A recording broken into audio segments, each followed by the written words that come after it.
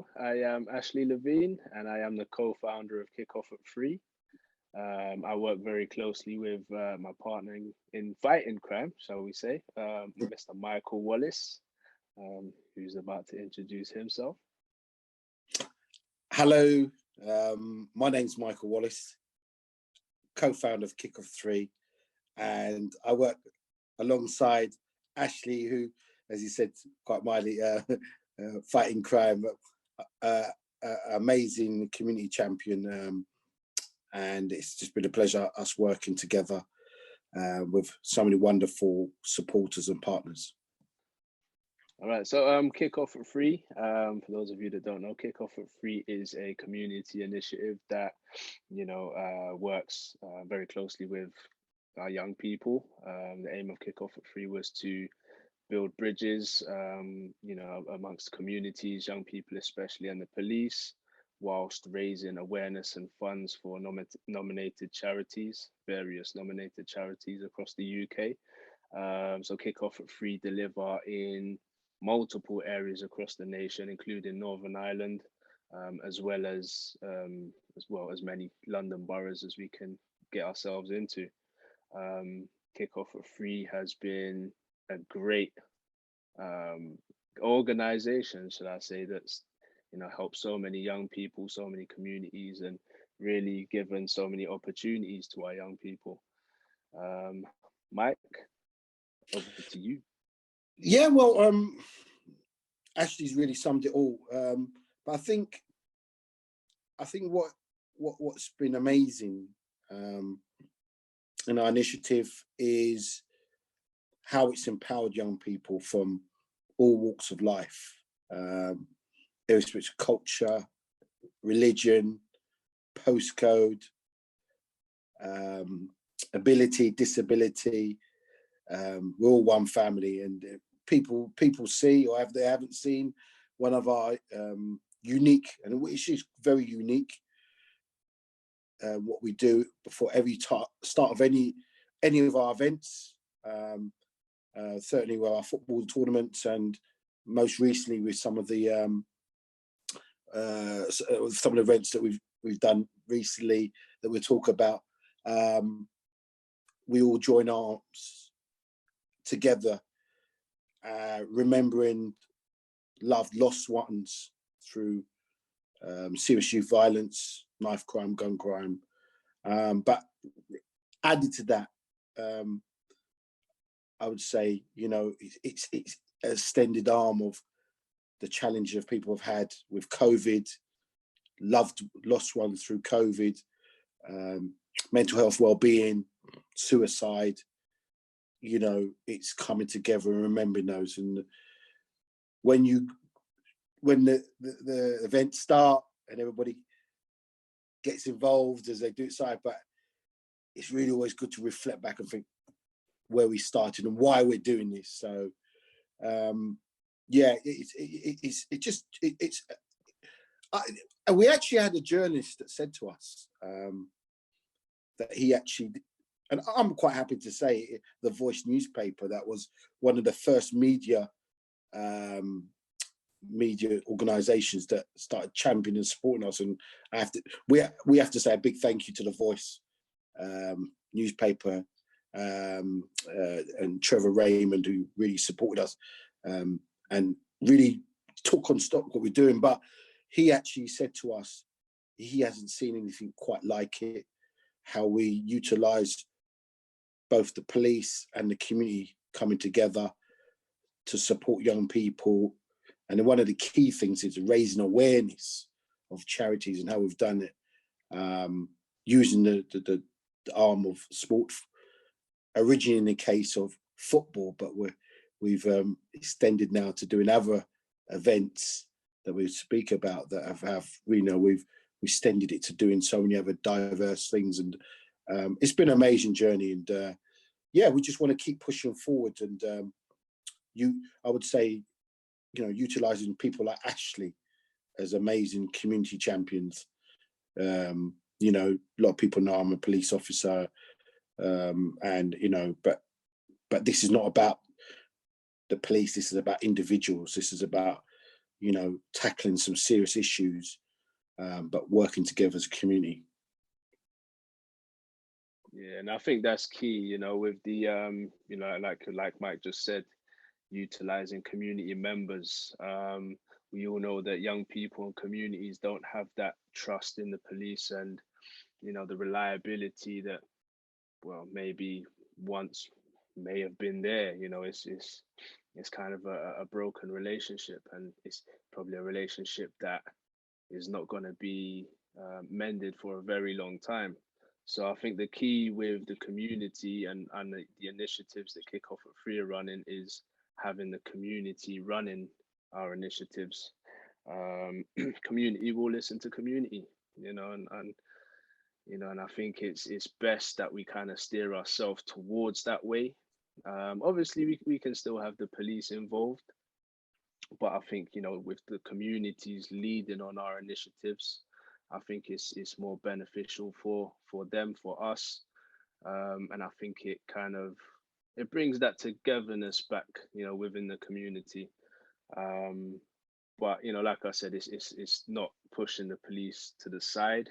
You know, they're more than welcome to come and get involved in our initiatives, but I think it's more power in the people, and the people are our communities, and like I said, our community together can do big things. Yeah, and I'm 100% with Ashley on that. You know, this is for the community, with the community, and I've got a saying: you do it from love, not for love. You know, you're doing it from the heart, and the community will see. And people know, have got to know me and Ashley now. You know, we've been doing this, we've been on this journey together. Well, we've known each other for well over uh, 10 10, years. 10 years or so now. 10 years, yeah, you know. I don't know, what do we call it? A starts in a nutshell relationship. Something like that. But just two black men. Yeah, but yeah, no, listen, it's about, you know, there's going to be times where, you know, you're going to find it, you might not be in agreement with certain things, but, you know, but it's about, you know, how do we find solutions? That's the issue in the community. You know, you're not going to agree with everything, but how do you then go forward and say, you know what, I hear what you're saying. Yeah, respecting each other's different point of view, how they feel. But at the end of the day, we're trying to do things for the community and what's best for the community, and how KickoffAt3 can have their part. You know, just going back to last year, and, you know, if we take it back to July, where we delivered our KickoffAt3 finale in support of Ira Lloyd and a family, wonderful family. Let's not forget why we done it, specifically to raise awareness. You know, Ira Lloyd, 12 years old, still searching for a life-saving blood donor match. And, you know, we successfully managed to get young people from different regions, different, you know, it was a community cup, but it was amazing to have Ira there with her family. We had some fantastic guests, you know, Judith Jacob, Levi Roots, just some, you know, it's not, for us, it's not about the names, but it was nice that those names came. It was about the community. People were there all as one. We just wanted to, and because of COVID and everything, people just wanted, they felt free to come out and just, you know, have a great day, which it was a great day, and just, you know, raise awareness, but put everybody in unity and having fun at the same time. All right. Yeah. So, you know, future plans for KickoffAt3. You know, we're still continuing to run our tournaments. So we've actually got some police forces from further afield, new police forces from further afield that are engaged and want to run, you know, a tournament this year. So it might look a little bit smaller to previous years, but you know, it's it's still KickoffAt3 at the end of the day, and it's still for the communities. And the fact that we've got new forces on board, um, it speaks volumes to the kind of the work that we do. Um, you know, like I said, our new blueprint now is kind of moving towards the community side of things. So we're going to trial that more so in London, whereby we're going to, touch base with community leaders and have the community leaders actually deliver our tournaments. Again, it just makes so much more sense because the community leaders that are already there within the community, it'll be so much easier for them to organize it and deliver it. Again, they can incorporate and involve the police, but I think it's just more powerful if their communities, that the leaders within the communities are seen to be doing, engaging with their communities more. At the end of the day, the young people see their community leaders on a regular basis. So yeah, it just made perfect sense. So we're going to trial that one in London this year. And yeah, just see how it goes. So looking forward to that one. That tournament's on the 10th of July. But again, we've got the multiple tournaments that we're going to be running on our behalf across the nation will be run between now and say May, end of May. Yeah, for the finale on the 10th of July.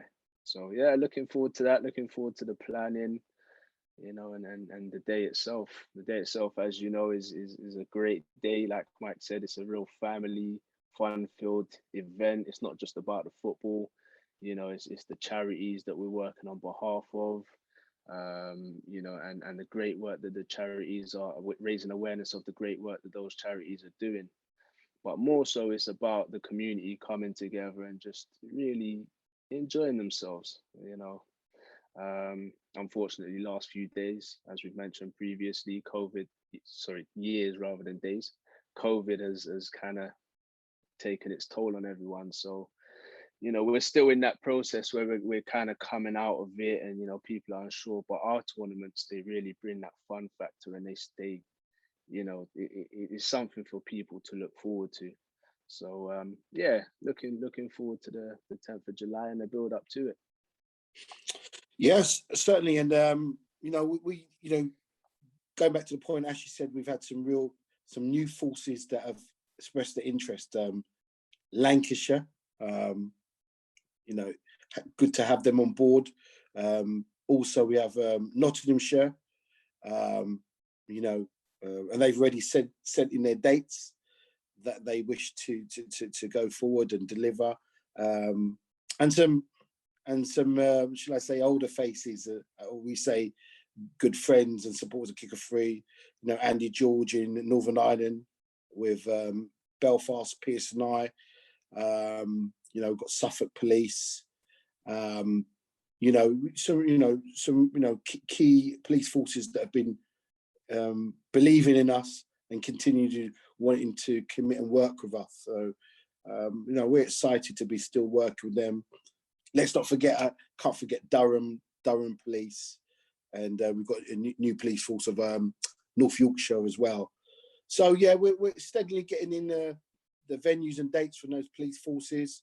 Like Ashley said, London might look a little bit different this year, where any events within London, like Ashley said, we're looking to be led from the community, from within the community. They're going to know the young people because they're working with them every day. So it just makes sense. They can still, the community can still link in with the police and invite the police to come along with the engagement, which is very key to those sustained relationships. But, the community are going to be, it's their voices. We always say, the community voices need to be heard. The young people's voices need to be heard. So let them lead from the front within our blueprint. But going back just a little bit to newer dimensions than the football, in October, 31st October, we ran the Unity live stream awards at Lingfield Racecourse in partnership with Deborah Hay from Take the Reins and Steve Oram from Proud and Gifted. And certainly it was different because it took us out of our comfort zone of organising football events, where we took our initiative to the race courses, and from there we've had massive interest about, you know, we delivered there's a music award and young people showcasing, and watch this space. We've got plans again for this year back at Linfield to do something again. We've had talks around having a fashion show at Linfield Racecourse as well. Young people, you know, showcasing designs. Our partners, Yanni Clothing, we're looking to be heavily involved in that, and Sharoni from Pop-Up Runway. So we're discovering new partners on the way, and also there's a big thing as well of getting young people into the world of horse racing. It's not about the betting, so I'm just making that clear. It's about opportunities. There's so many opportunities. I mean, it was the first time in 50 years that I was told my age now, I'm 50. That's when you're meant to say you look good. You know, you're meant to say you don't look like 50. What do they say? They say black don't crack, ain't it? Yeah. So yeah, but we're looking to do some amazing things with young people. There again, we want the young people to lead them, be the leads of the community. We're kind of giving them some guidance, you know, but they're you know, being heavily involved. So we're looking to do that again. Also as well, Ashley and I have had discussions, and we're looking at, I don't know if you've seen our video recently that we've done, our charity cycle ride for Run Off at 3, Spin Off at 3, which we done during lockdown in 2020, where my POF was heavily supporting and championing us. We're looking to do it again this year, cycling, running. We may well add in the swimming as well, Swim Off at 3. But the chosen charity that's something quite close to heart as well is the Ollie Foundation charity that we're going to do. You know, before we done it with the African Caribbean and Keeping Trust charity, but our chosen charity for this year in the cycling will be the Ollie Foundation charity. Unfortunately, a close friend of mine lost his life to suicide just before Christmas, which mentally affected, you know, the family. It still is affecting the family, and it's something quite close to heart for a lot of people. And so yeah, we will be looking to do it, the legacy of his son, Daniel Akan. We're looking to do something to raise that awareness. So, but Russ raising awareness, having some fun as well. But the key is coming together as a community. So watch your space. That's planned. And also, as in other things we've got going on, KickoffAt3 will be involved in Ed's new Blacks Can't Swim film, Rewind, which I won't give too much away, but a lot of the young people that he'll be playing parts have been put forward by KickoffAt3. So this is more than football now. This is through KickoffAt3, we're giving opportunities. We've got young people who will be making their acting debuts. We've got Javel, who from Elevated Minds, who are regularly supporting our initiative playing the football. He'll be playing one of the lead parts.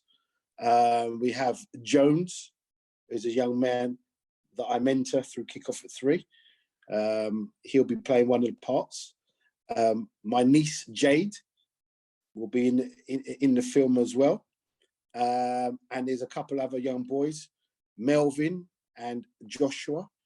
They'll be playing parts in the film as well. So whilst raising awareness for a subject around, you know, why Blacks can't swim or won't swim, you know, 95% of the Black community can't swim. So that's amazing. Still to this day, shocks me or shocks us. So young people are going to be involved in that. So please, the release date is due out in June, and shall I say, there's going to be some scenes where you might see some faces that you might know. So we'll leave it as that and keep the audience in suspense where they might see us.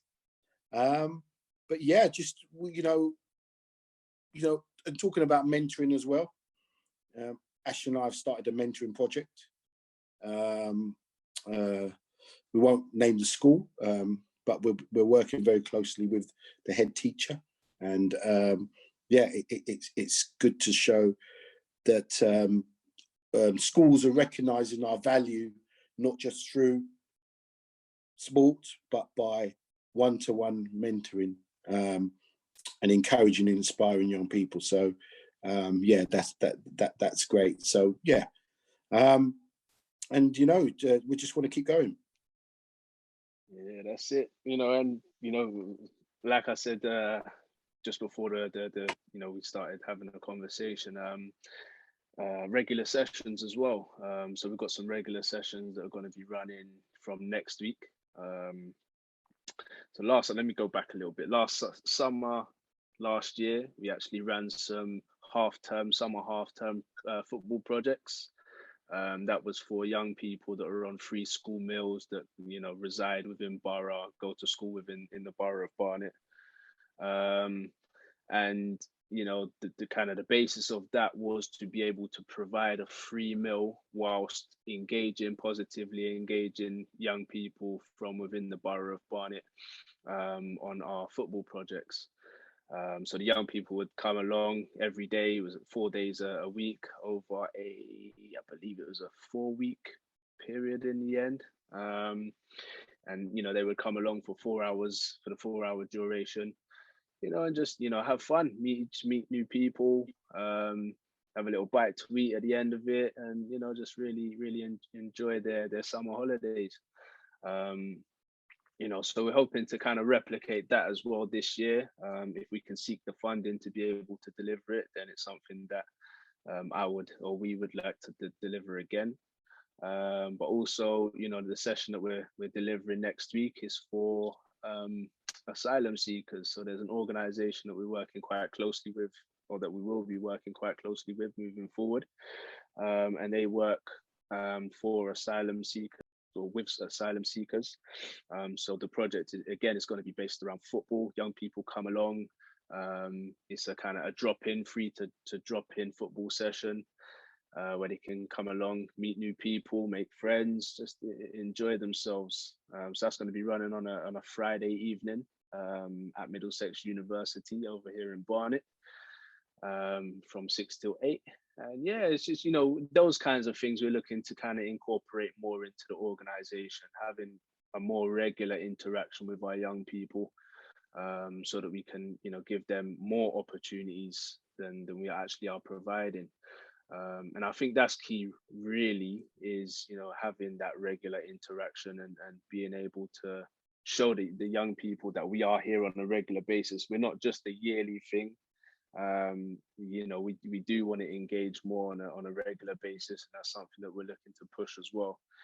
And also, we've spoken about it, but we haven't put it in concrete yet. It's not set in stone. But our Caribbean evenings, we're hoping to re-look at the Caribbean evenings and raise some more awareness and funds for charities. So Mike, when was it? What year was it? I'm losing my marbles, man. Yeah. How many years ago was it? Yeah, just before lockdown, right? Yeah, so we ran our first Caribbean.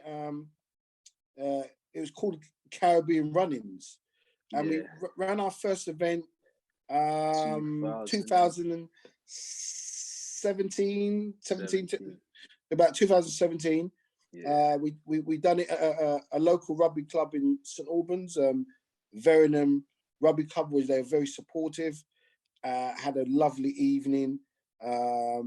Raised awareness for Colette Special Needs School in Hertfordshire, and if I remember correctly, we raised over £3,000, if I remember correctly, which was a massive achievement. And then, due to the success and people coming up. You know, Caribbeans love to eat food, food and music. We love food and music coming together. And due to the success, we then ran it the following year at New Greens Community Club, which is in Hertfordshire, again, St Albans, and we had another fantastic turnout. But this time, we ran it in support of. Well, I'll actually come in and tell who, you know, because it's something very close to his heart.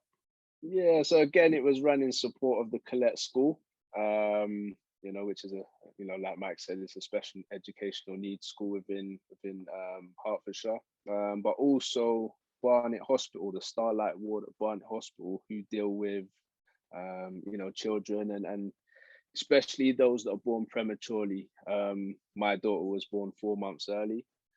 She was born at Barnet, and they took great care of her. We was in hospital from the day that she was born up until the day that she was supposed to be born, which was 4 months later. And the care and the love that they showed my daughter, was second to none. So we raised some money and awareness for the great work that they'd done as well. And that's something that we want to kind of go back to again. This time, although we ran the 2 Caribbean evenings in Hertfordshire, we want to continue to run one in Hertfordshire, but this time, hopefully have a little spot and an evening in Barnet as well, so we can involve the Barnet residents. So it's we have to go to the drawing board. It's been a few years since we've done the last one, so we have to go back and revisit that and just make sure that it's something that we can actually fit into the diary for this year. If not this year, then we look at it for next year. But yeah, that's definitely something that it was both years that we had run it. Great evening, the music, the food, the prizes that were donated, and the money that was raised and the awareness that was raised. So if we can replicate that and do that again, then that's definitely something that we'd like to revisit and do a third and a fourth one. Yeah, and just kind of round towards the kind of the kind of summary, which of amazing things that we've done and we're looking to achieve at the end, is all this is done in voluntary. People think, looking at us, they think we run KickoffAt3 full time. We don't work. We both work. We're both committed. We've got our own lives, even though sometimes I think neither of us think we have our own lives. But we do it voluntary, and this is where we've had some real good supporters. The Royal Air Force. Oh gosh, there's Ember Designs, our gold company sponsors, who help us with a lot of our graphic material and support. We've recently had an organisation called Youth Unity that they do a lot of work with young people around serious youth violence, but they've kindly donated their time and created our new website. So a big thank you to Shirley Jackson from Youth Unity that created our website for us, that we couldn't afford it to do it. Jez from Eyes and St Albans, another local sponsor. Just so many different organisations that have been supporting us along the journey. The Black Police Association, Deborah Thomas, Tracy Washington, and they're key members of our team. That we can't do this alone. But the call is out for sponsors. We put out a sponsorship package, and we're looking for sponsors, companies, individuals.